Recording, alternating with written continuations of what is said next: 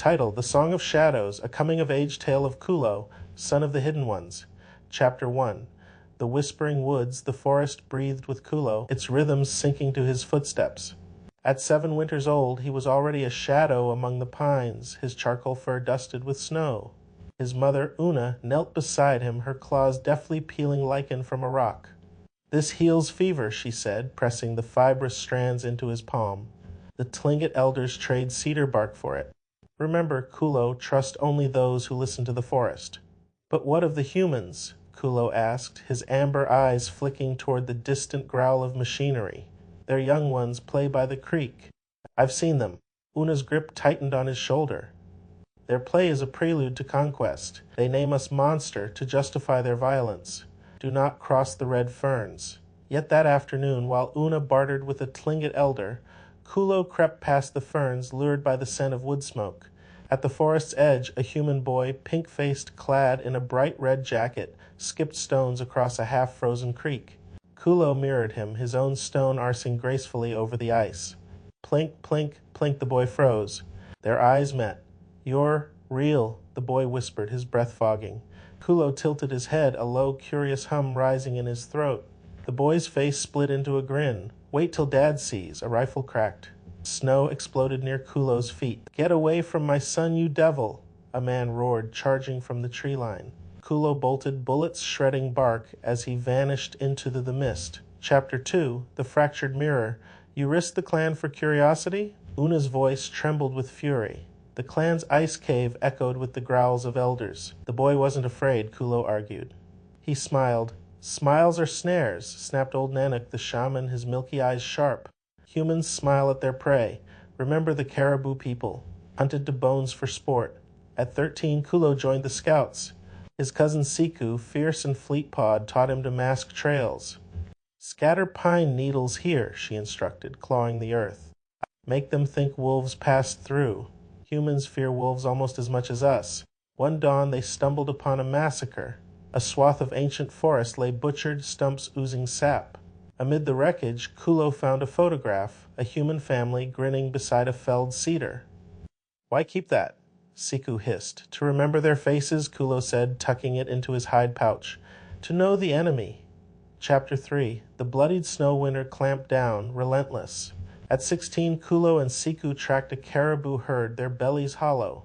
They found a young buck thrashing in a steel trap, its leg mangled. "Human work," Siku spat. "They take more than they need." As Kulo pried the jaws open, a gunshot split the silence. Siku crumpled, scarlet blooming across her chest. "Run!" she gasped. Kulo hauled her onto his back, sprinting through the blizzard. Bullets whined past, voices shouting, "It's dragging one!" "Aim for the head." Siku's blood seeped into his fur. "Leave me," she rasped. "Never."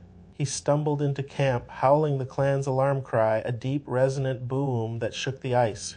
Elders swarmed, but Siku's breaths grew shallow. "Tell my mother." Siku clutched Kulo's paw. "I fought well." Her body cooled in the grove of ancestors. Una pressed a talisman of caribou bone into Kulo's palm. "Grief is a fire," she said. "Let it forge you, not consume you." Chapter 4. The iron sky at 8, Kulo led his first patrol. The clan's new territory bordered a mining outpost. Drones haunted the skies, their rotors slicing the air. "They're searching for us," rumbled Toruk, a grizzled elder. "The humans' hunger grows." One night, Kulo spotted a drone grounded by a storm. He dismantled its camera, finding a tiny chip inside. Old Nanook deciphered the symbols. Project Wendigo, confirm cryptid presence. "Shoot on sight. We must go deeper," Una urged the council. "Beyond the ice rivers."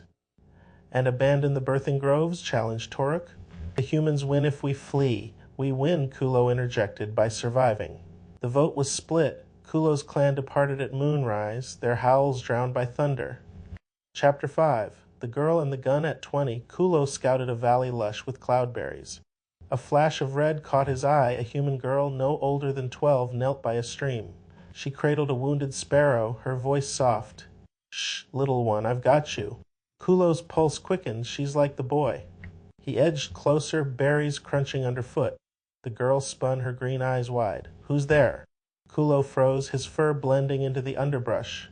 "I won't hurt you," she whispered.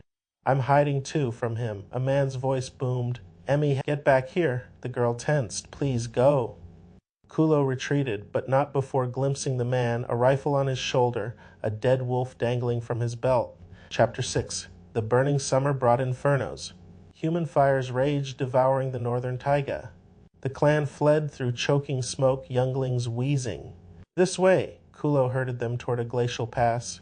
A drone emerged from the haze, its camera lens glinting. Down, Una roared. They flattened against rocks as the machine hovered, scanning. Kulo's claws dug into ice, one sound, and we're dead. A youngling whimpered. The drone pivoted. Kulo lunged, snatching a stone and hurling it with a guttural snarl. Crack, the drone spiraled into the abyss. Run, he barked, to the ice caves. Epilogue.